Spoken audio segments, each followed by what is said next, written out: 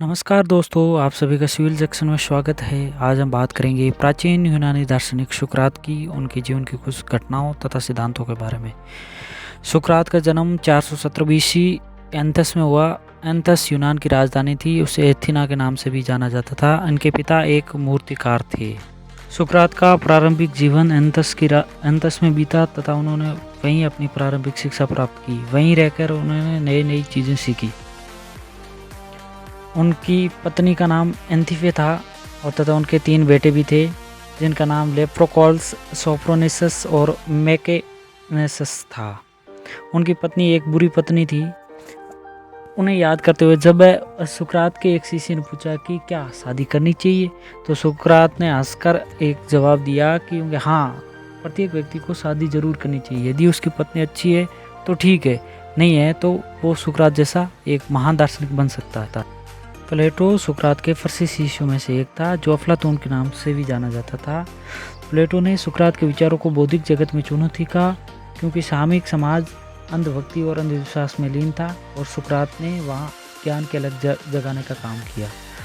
प्लेटो के पुस्तकों में सुकरात के दर्शन का विवरण मिलता है। इस कारण प्लेटो का चित्रण सुकरात के विचारों का प्रमाणिक प्रतिनिधित्व करता है, क्योंकि इससे पहले सुकरात के जो दर्शन है उसका विवरण कहीं और नहीं मिलता है। प्लेटो के ग्रंथों में उसके दर्शन को प्रमाणिक माना जाता है।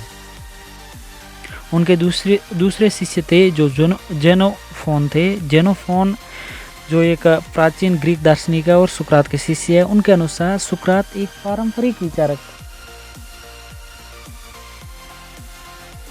गांधी जी की तरह सुकरात भी उस समय बौद्धिक शिक्षा पर बल देते हैं।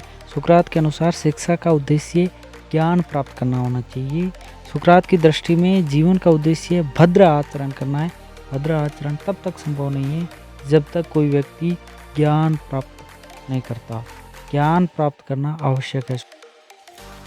सुकरात ने अपने तर्क विद्या के सिद्धांत में बताया कि ज्ञान एक मानसिक प्रक्रिया है। ज्ञान प्राप्त करना क्या है? एक मानसिक प्रक्रिया है। सत्य तब तक स्पष्ट नहीं माना जाता जब तक कि उसे वाद विवाद या तर्क वितर्क द्वारा सिद्ध नहीं किया जा सकता।